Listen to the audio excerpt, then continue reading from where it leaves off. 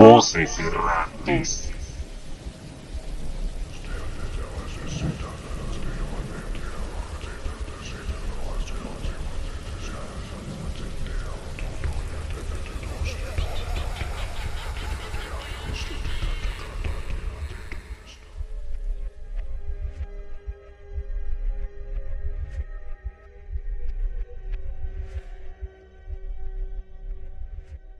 Muy buenas noches, oyentes.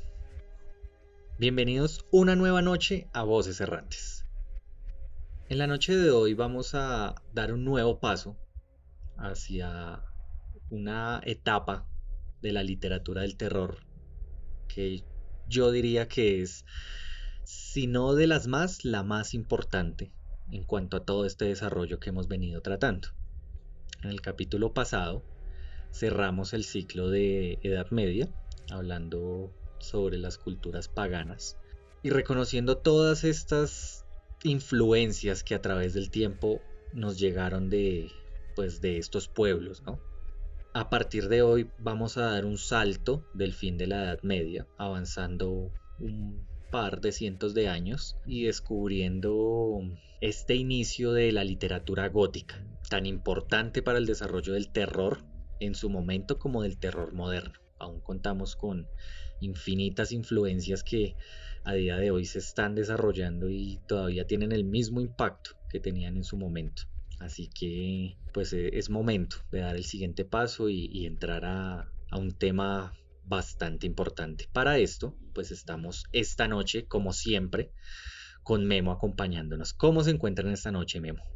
Buenas noches, Jefferson. Muy bien, buenas noches, oyentes. Bien, pues estamos aquí ya avanzando en todo este recorrido que empezamos ya hace varias semanas atrás, pues como lo comentó usted, y pues ya es emocionante llegar a este punto, ¿no? Ya entramos en materia para ver todo eso que ya recorrimos aplicado a tantas historias que conocemos hoy en día o que tal vez no conozcan y pues si pueden conocer gracias a nosotros, pues magnífico. Sí, yo creo que pues tanto Memo como yo, dos personas amantes del terror, pues estábamos ya ansiosos por llegar a este punto, ¿no? Sí, y pues igual ha sido, aún así para nosotros, ha sido educativo, ¿no? Hay cositas que, sin embargo, uno no se las sabe todas, pero ha sido bien educativo y enriquecedor, ¿no? Completamente. Yo creo que este ha sido un recorrido bastante interesante para nosotros y pues de la compañía, por supuesto, de todos nuestros oyentes. Así que pues nada, vamos a darle entrada a este episodio del día de hoy. Pónganse cómodos y pues estén muy pendientes de todo lo que vamos a hablar en la noche de hoy en Voces Errantes.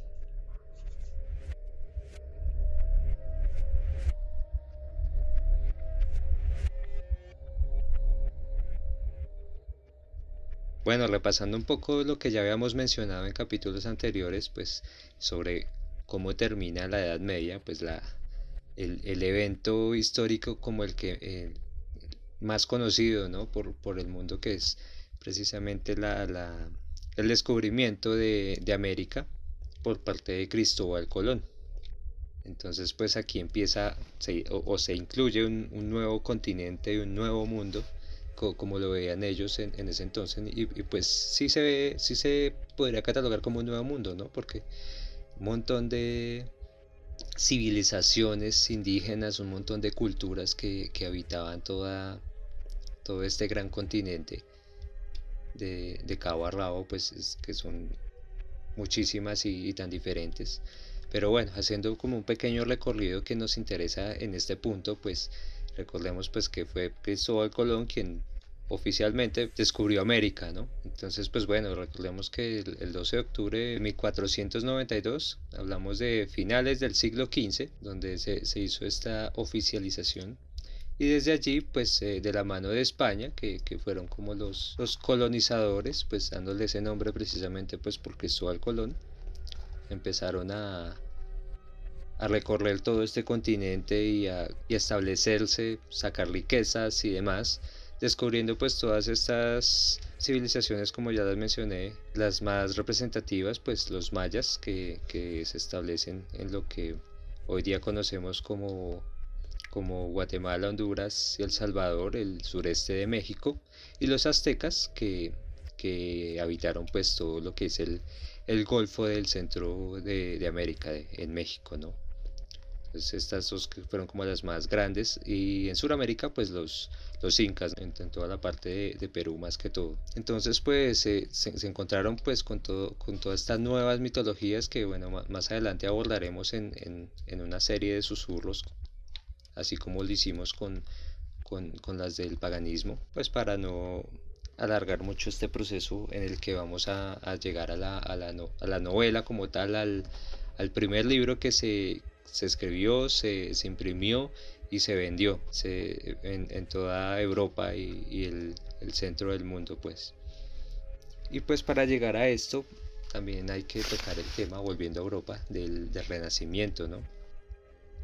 Todo este tema que nace a partir de las ideas del humanismo, que rondaba toda una nueva idealización o concepción del hombre y del mundo en sí, retomando algunos elementos de la cultura clásica grecorromana. Y también pues se basó bastante o se enfocó más que todo en la anatomía humana.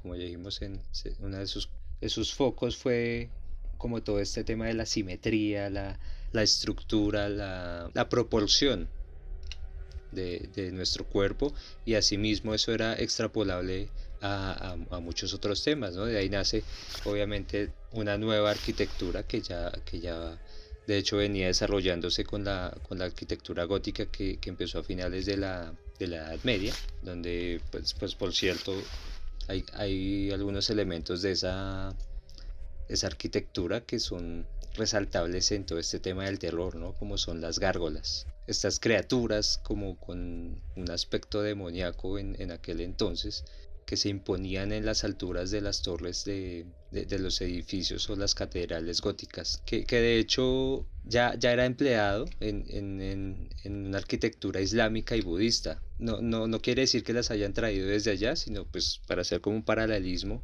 en este estilo en el que ponían esas gárgolas o cabezas de animales representativos de alguna cultura en los desagües y en las torres más altas. Esto lo hacían a modo de protección del recinto, como para ahuyentar los malos espíritus. Ese origen como simbólico tiene varias teorías. Algunos dicen que pues como era una época de iglesia, pues que es como tan raro ver un demonio adornando o protegiendo una catedral cristiana, pues es algo curioso, ¿no? Pero uno de esos orígenes es precisamente que obligaban a esos demonios que eran vencidos por la iglesia a protegerla de demonios mucho más grandes, ¿no? Y le daban pues como un toque estético representativo de la época.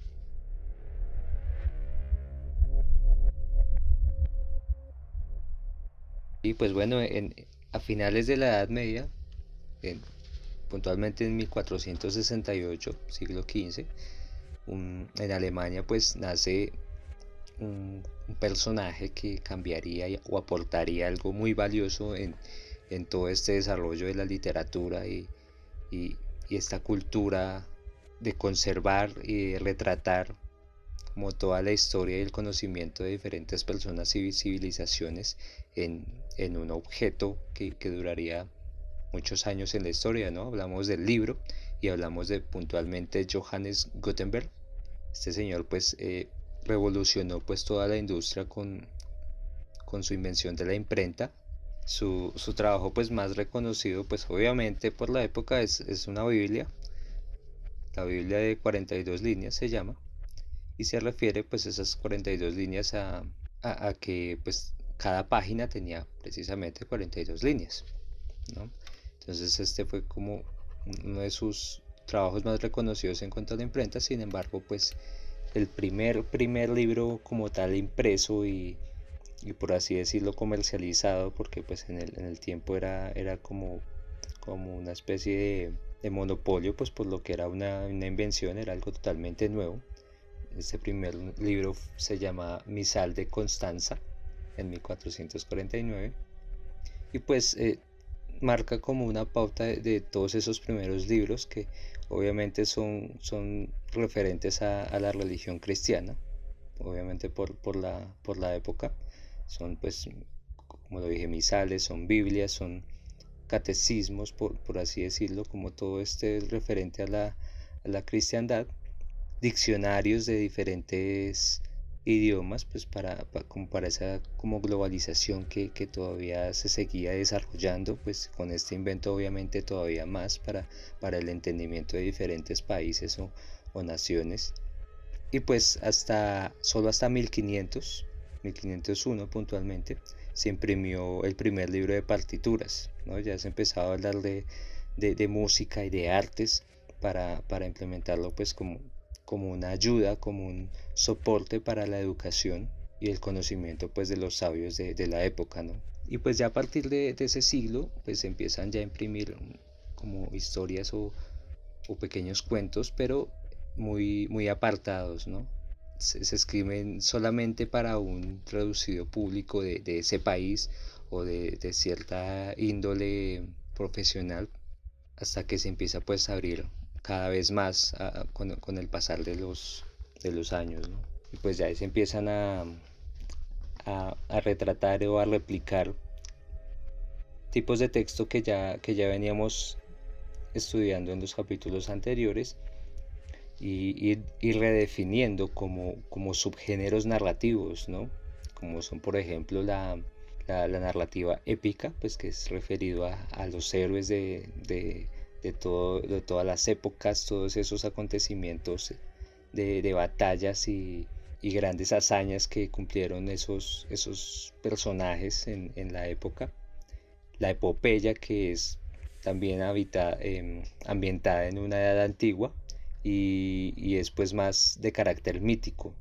O sea, allí se implementan dioses, semidioses, pues todas estas mitologías de las que ya hablamos, esas son las epopeyas. Allí entra pues la Ilíada y la Odisea de Homero. También entra el cuento o la narración, que son pues historias basadas en hechos reales, con una trama un poco simulada, pues para lograr la atracción pues del lector. La novela, pues que ya es mucho más adelante, que se empieza como en prosa, se empieza a narrar como en prosa, en forma de cantos. Sin embargo, pues se va desarrollando a lo largo de la historia, digamos hasta el punto en el que nombramos hoy como la novela gótica, que ya es un subgénero pues de este subgénero narrativo, y pues es la forma literaria más practicada en la actualidad, ¿no? Ahorita, si alguien compra un libro, pues generalmente pues es una novela o es un tipo de novela, y asimismo los escritores, ¿no? También hay uno que es bien importante, sobre todo en cuanto a la educación desde niños la conocemos, que es la fábula, pues que es como esa historia que se centra en animales personificados, ¿sí? Que tienen acciones humanas, y pues a partir de eso se desarrolla como la historia o el cuento, ¿no? Exactamente, pues ahí ya nos damos cuenta que esta arquitectura gótica funciona a modo de forma artística, digamos que formada sobre este arte gótico, ¿no? Que abordaba tantos elementos, porque pues era un estilo pues, que estaba comprendido justamente entre el final de todo este romanticismo y el principio del renacimiento. Es como una mezcla entre los dos, que empezó a desarrollarse pues justamente en esta parte occidental de Europa, hacia pues ya el final de la Edad Media. Y pues lo que decía Memo, nosotros podemos incluso ver referentes tanto arquitectónicos como llevados, digamos, a influencias cinematográficas, ¿no? Yo creo que el ejemplo más claro de esta arquitectura pues es la película del Jorobado de Notre Dame, ¿verdad? Donde pues vemos la historia de Quasimodo viviendo justamente en esta catedral que es de estilo gótico, y sus amigas pues eran precisamente las gárgolas de las que hablaba Memo, ¿no? Ahí pues podemos, digamos, que referenciar un poco toda esta información que nos está dando esta noche. Pero pues bueno, digamos que ya haciendo una contextualización un poco más grande en esa parte visual dentro de las creaciones artísticas, de las creaciones arquitectónicas, arquitectónicas que se estaban dando, pues nos podemos hacer un poco a la idea de qué nos iba a llevar más adelante la literatura teniendo todas estas influencias góticas. Ahí pues ya nos vamos adentrando un poco hacia toda esta narrativa gótica que hacia finales de 1700 pues iba a tomar una fuerza impresionante y se iba a convertir en una influencia gigante para el terror moderno que iba a arrasar con muchos de los otros géneros literarios a futuro, ¿vale? En este caso, pues, igual que las características que vemos dentro de la arquitectura y dentro del arte, pues podemos encontrar elementos como en constante cambio, conforme pues van cambiando las emociones que tiene el protagonista de la historia, ya enfocados un poco más hacia la parte literaria. El uso de una escritura como de un estilo carta, como si fuera un poco más personal lo que se está contando en estas historias, ¿no? Y además de eso, pues con una carga intensa que lleva una descripción sumamente detallada del momento, de los sentimientos, de todo lo que está pasando en ese momento, que pues luego lo definirían como efecto de realidad, entre muchas otras características que pues empiezan a adornar todos estos elementos para que poco a poco pues fueran dándole forma a un género literario ya, llamémoslo, estructurado y determinado hacia el futuro, ¿no? Pero pues a pesar de tener todas estas influencias y tratar de desarrollarlo de la mejor manera posible, pues esto no puede salir de la nada, ¿no? Entonces debemos situarnos un poco antes de los primeros escritos góticos, que pues la historia los determina como los primeros escritos.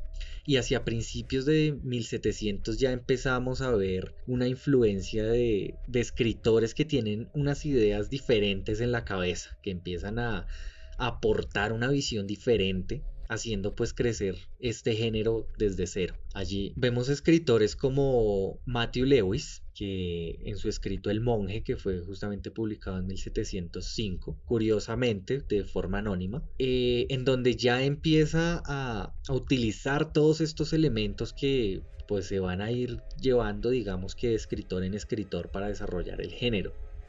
Esto pues da paso a una especie de, digamos, contiendas dentro de pues, los escritores que habían en esta época, que se empezó a volver mucho más común. Estas contiendas, estas peleas pues se basaban fundamentalmente en estar constantemente lanzando escritos, lanzando obras, lanzando cualquier tipo de arte literaria para tratar pues de opacar al contrincante, ¿no? Allí pues vemos que dentro de todas estas contiendas empezaron a dar como ese granito de arena para ir creciendo escritores como Anne Radcliffe o Ita Hoffman, ¿sí? Con escritos y obras como El hombre de arena o Los elixires del diablo, que pues para muchas personas forman parte de estos cánones del terror y de las bases fundamentales para todo el crecimiento de este género. Allí pues fue avanzando, digamos que la afición a escribir este tipo de relatos, y en 1714 aparece un grupo de tipos raros, podemos decirlo, de tipos como de costumbres extrañas que no eran aceptados ni entendidos por la sociedad, que forman un grupo y se hacen llamar los poetas de la tumba, los poetas del cementerio o los graveyard poets en inglés. Y allí pues empiezan a realizar escritos, digamos que del mismo estilo, que los consideraban a ellos bastante extraños, muy melancólicos, en donde hablan sobre la mortalidad, y allí empiezan a reunir elementos descriptivos de esto, ¿no? Como cráneos, como ataúdes, epitafios, elementos como de ese contexto de cementerio, en donde pues le añaden también un sentimiento por el romanticismo, por lo sublime, aparte de darle también un toque misterioso y meterle intereses también en formas poéticas, digamos, de desarrollos de la poesía de siglos anteriores. Es decir, era una mezcla de tantos elementos que incluso pueden ir en contravía, ¿no? Pues hablar de, digamos, de elementos misteriosos y de un romanticismo latente, pues es bastante curioso, ¿no? Y justamente la unión de estos dos y la manera en que todos estos escritores que formaban parte de este grupo empezaron a desarrollar esta idea y empezaron a desarrollar todos parámetros para realizar la escritura fundamentada en este tema, pues es considerada como el inicio de este género gótico y le dan a ellos pues el papel de precursores del género gótico.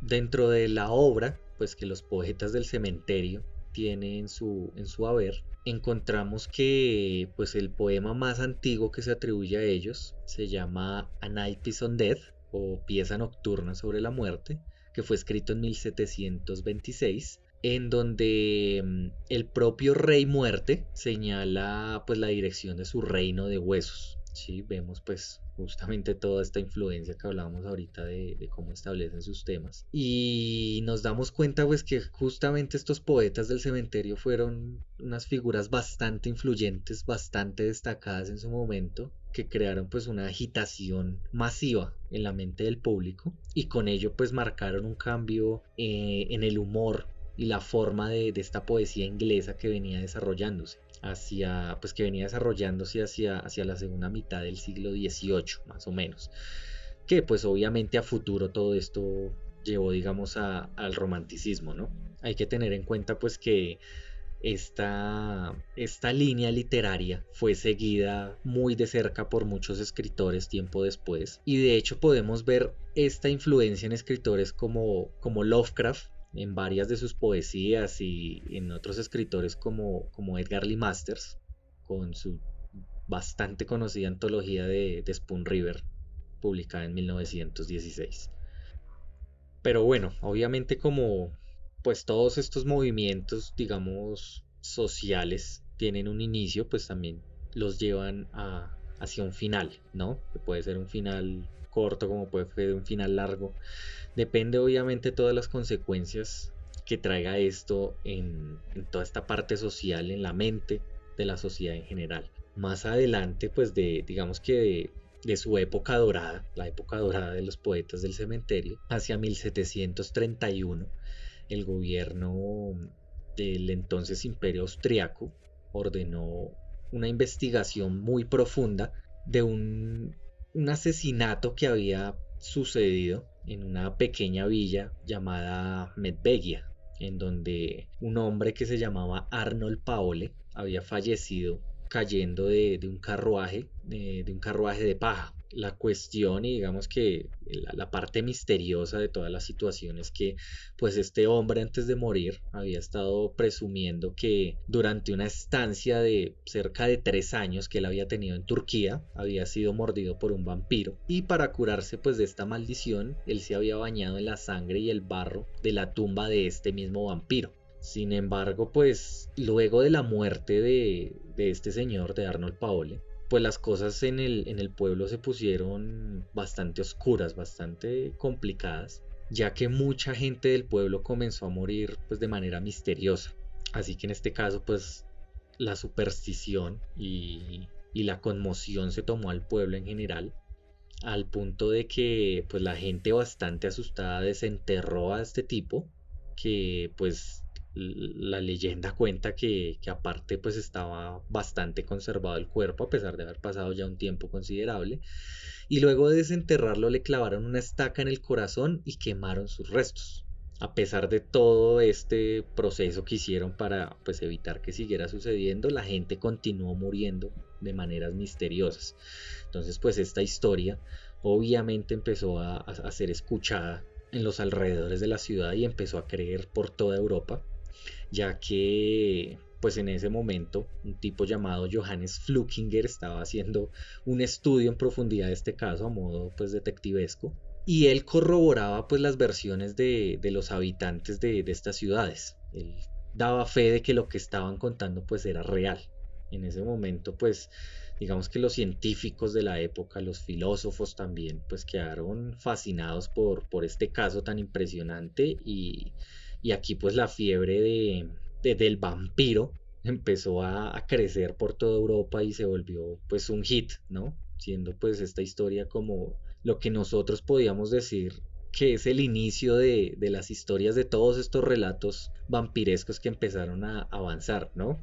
Recordemos pues que hace unos episodios hablamos de la influencia del conde Vlad Tepes, que es considerado justamente la influencia principal para la creación del vampiro. Pero aquí vemos también una historia que pues dio paso a que todo esto también fuera escrito y fuera creciendo toda esta leyenda a través de la literatura de terror, que justamente y por casualidades de la vida en ese momento se estaba empezando a desarrollar de una manera más clara y más concreta, ¿no? Así que bueno, basados en esta leyenda, en toda esta fiebre del vampiro que se dio, en todo el crecimiento de la leyenda y los escritos que dieron, pues hacia 1765 aparecería lo que pues muchos conocedores del tema y muchos expertos consideran como la primera novela de terror de la historia, que se llama El Castillo de Otranto, escrita por Horace Walpole. ¿Memo la ha escuchado? ¿Memo la conoce tal vez?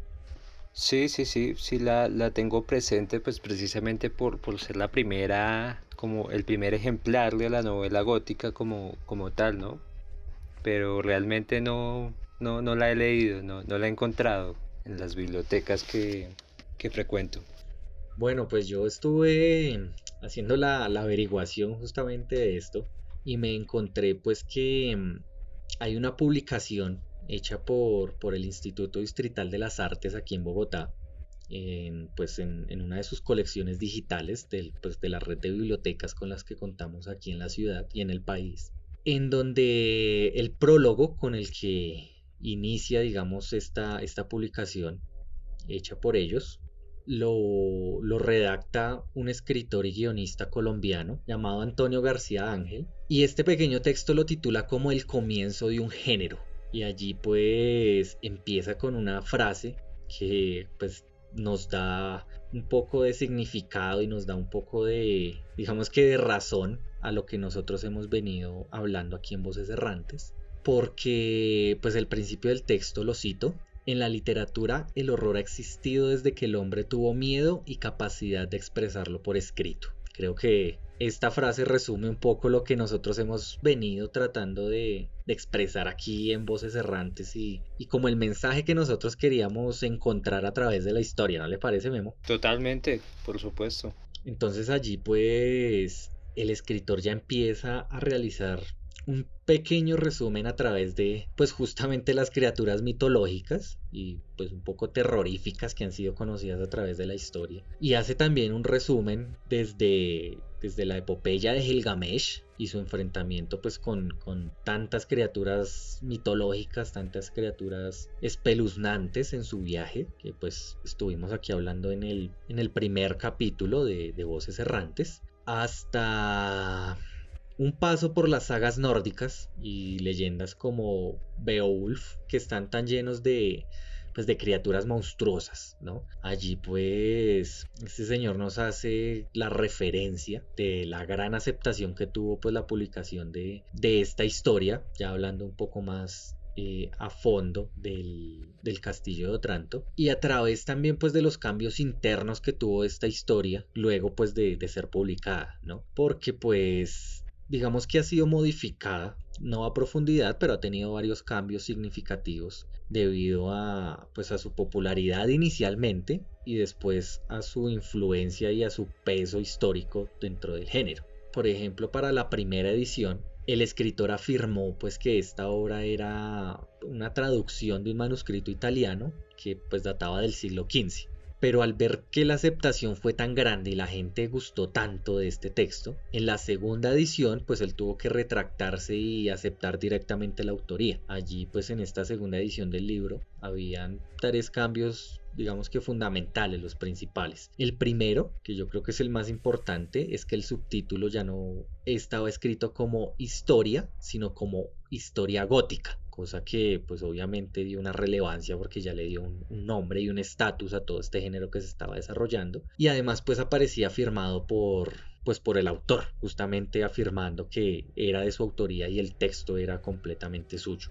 Aparte de eso pues tenía un prólogo en el que él pedía excusas y además pues daba una explicación de cuál era su intención al hacer esta novela gótica, y pues me gustaría hacer la lectura de lo que el mismo autor explica para tratar de contextualizar un poco de cómo es esta novela gótica y lo que él dentro de su mente pues planteó. Fue un intento por mezclar los dos tipos de relato, el antiguo y el moderno. En el primero, todo era imaginación e inverosimilitud.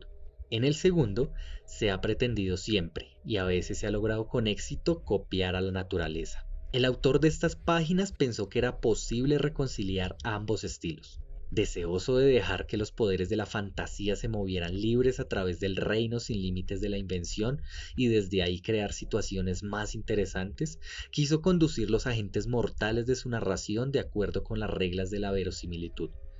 En pocas palabras, hacerlos pensar, hablar y actuar como lo harían simples hombres y mujeres puestos en situaciones extraordinarias. ¿Cómo le pareció, Memo?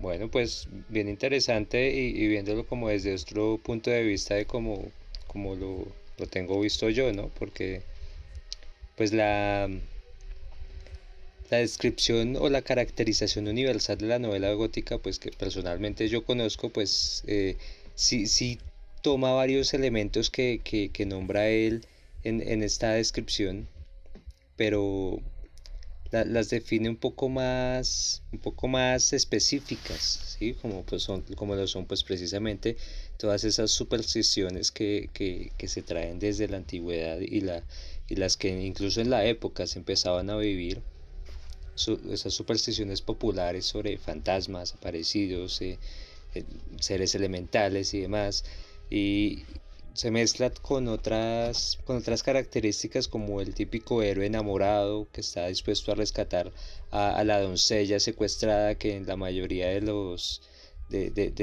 las novelas esta doncella secuestrada es una cantante de ópera y pues en la que se generaliza esta descripción, ¿no?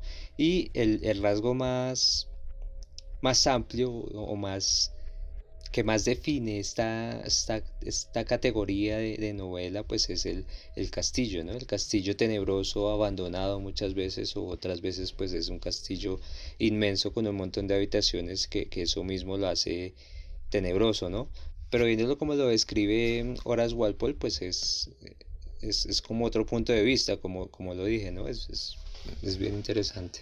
Sí, todos los elementos que usted nos acaba de dar justamente se pueden ver varios dentro de este escrito, dentro del Castillo de Otranto, porque bueno, dando digamos que una contextualización así como muy superficial, la historia se desarrolla en una Italia medieval y básicamente nos narra la historia del tirano Manfred. Este señor pues tiene una estirpe, tiene toda una ascendencia que pues lleva una maldición detrás desde que su abuelo usurpara el poder del castillo a los legítimos dueños de este. Allí pues Manfred lo que hace es tratar de perpetuar su herencia casando a su hijo llamado Conrad con la princesa Isabela. Pero momentos antes de que la boda ocurra, pues pasa un accidente fatal con un origen pues aparentemente mágico que lo que hace es frustrar todos estos planes que él tenía desarrollados, ¿no? A partir de este suceso se empiezan a desencadenar una serie de fenómenos misteriosos y sobrenaturales, también a través pues de elementos muy pasionales que pues van a tener como escenario principal todo este castillo tan asfixiante y tan siniestro que llevan pues justamente una especie de personajes secundarios que de cierta medida pasan a ser principales, que son todas estas puertas chirriantes, pasadizos oscuros, criptas secretas, todos estos elementos que en ese momento aparecieron por primera vez en la historia y que hoy pues yo creo que son elementos obligatorios dentro de estos relatos de terror, ¿no? Por eso, por esto y por muchos otros elementos más es que pues muchas personas consideran que justamente en el Castillo de Otranto nació la literatura de terror. Claro, y pues ahí a partir de pues ese primer ejemplar de ese género o subgénero de novela, como ya los mencionamos antes, los diferentes tipos de literatura que había hasta ese momento. Hay varias novelas y varios autores que a lo largo del tiempo a partir del Castillo de Otranto, pues sobresalieron bastante y hasta la actualidad son unos clásicos en cuanto a la típica novela clásica o incluso novela de terror en la que se basa el terror moderno.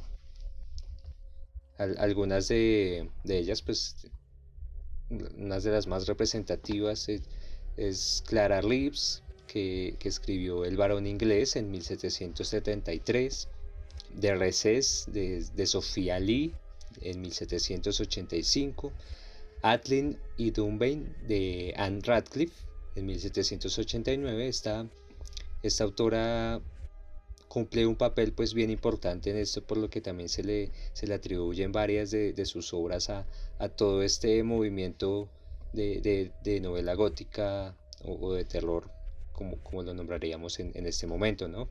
Como también sobresale Los misterios de Udolfo de ella misma en 1794. Esta última pues es de las más representativas en cuanto a todo este subgénero.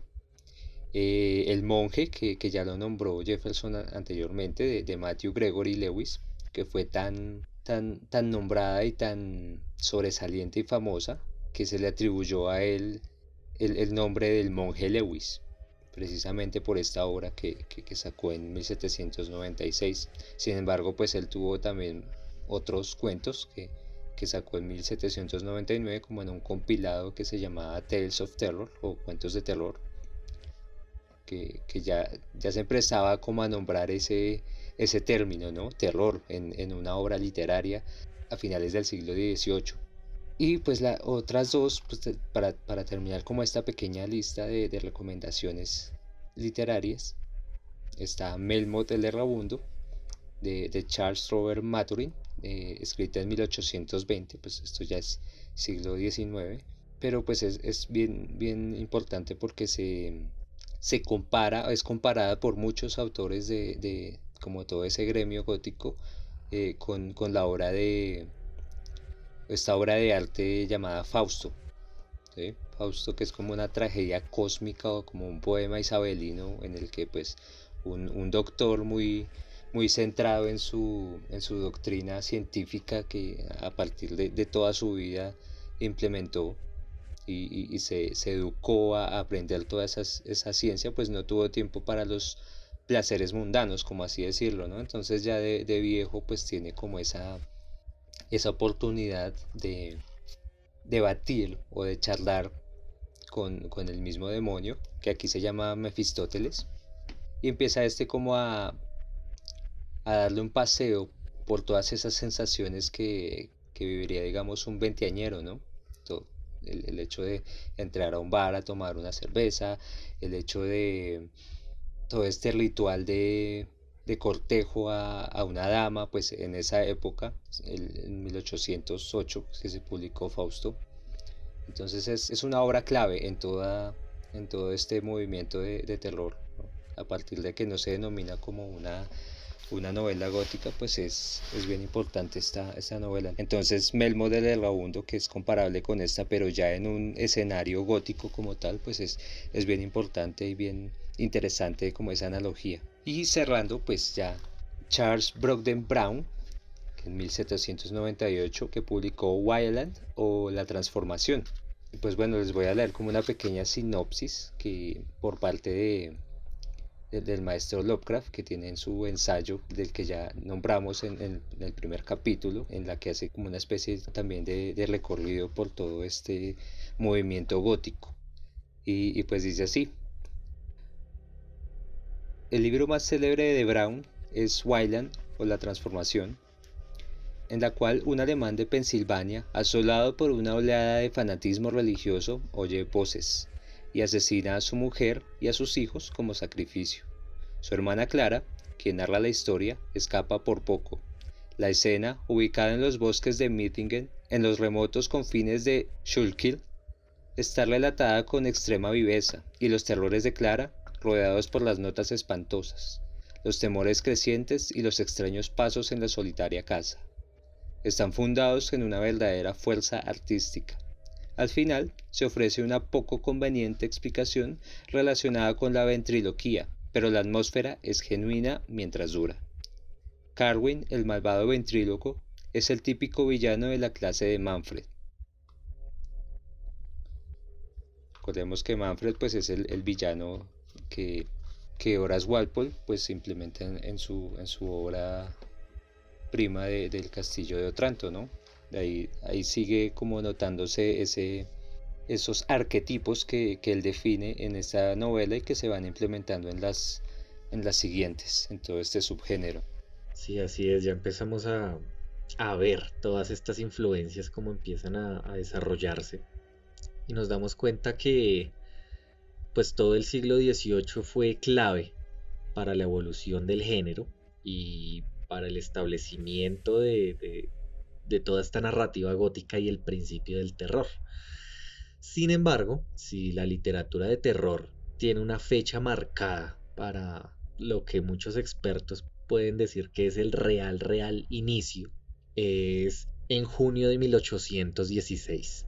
Allí pues durante 3 días un grupo de amigos que estaba conformado por un poeta llamado Percy Shelley, su joven esposa llamada Mary Wollstonecraft y el doctor John William Polidori, aparte pues de un excéntrico aristócrata llamado Lord Byron, se reunieron en una mansión a orillas del lago de Ginebra.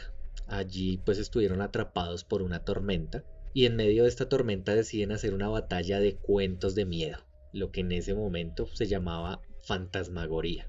Allí pues de esta batalla intelectual, de esta batalla de improvisación del miedo, podemos llamarlo, nacería una novela que cambiaría todo el pensamiento de terror y haría que este género tuviera el peso que tiene hoy en día y tuviera la relevancia que tiene hoy en día. Aparte pues de inventar un nuevo género que pues hoy en día conocemos como la ciencia ficción. Y estamos hablando pues de Frankenstein o el moderno Prometeo. Pero bueno, ¿qué le parece a Memo si dejamos en suspenso a nuestros oyentes y continuamos con este tema tan interesante en nuestro siguiente episodio? Sí, me parece pertinente porque pues ya empiezan a aparecer todos estos personajes y autores muy representativos y muy valiosos en toda la literatura en general. Y pues eso amerita pues un capítulo completo, ¿no? Así es, ya pues hoy establecimos un poco las bases de la narrativa gótica, ya estamos a portas de todo este lenguaje de terror que conocemos hoy en día y el que estamos tan acostumbrados. Así que, pues nada, creo que como dice Memo, pues es pertinente cortar por hoy, pero en nuestro siguiente capítulo pues ya vamos a entrar justamente a hablar un poco más de todo este desarrollo de la literatura del terror, cómo Frankenstein marcó un inicio completo, cómo esto empezó a influenciar a personas para realizar escritos tal vez de igual o más relevancia, y cómo ya esto empieza a tomar un desarrollo cultural enorme hasta llegar a las bases de lo que conocemos hoy en día como terror. Si así es, pues entonces los esperamos el siguiente capítulo con todos estos relatos y que nos narran pues cómo nacen todas esas historias que fueron escritas, ¿no? Por parte de los autores, que son pues precisamente relatos de esos autores, de la vida de esos autores. Entonces pues nada, recuerden que vamos a estar publicando las referencias que vamos nombrando acá. En este caso, pues ya entran, aparte de las referencias audiovisuales, ya empiezan las referencias literarias, ¿no? Ya también esto marca un punto totalmente diferente en esta temporada de Voces Errantes. Entonces, búsquenos en Instagram como Voces Errantes, en Spotify, YouTube y iVoox como Voces Errantes. Estamos subiendo capítulos semanalmente. Y pues nada, pues muchas gracias por acompañarnos en este nuevo episodio de esta temporada de literatura en el terror. Así es, Memo, como siempre agradecido completamente de su compañía y de sus conocimientos. Agradecer pues también a nuestros oyentes por estar ahí con nosotros. Recuerden pues siempre estar pendiente de nuestras redes. También pues tenemos unos susurros que son capítulos extra y sorpresa que subimos a lo largo de la semana para complementar varias ideas que tal vez por cuestiones de tiempo no podemos profundizar dentro de pues estos capítulos. Así que nada, muchísimas gracias por estar con nosotros. Recuerden que yo soy Jefferson y esto fue Voces Errantes.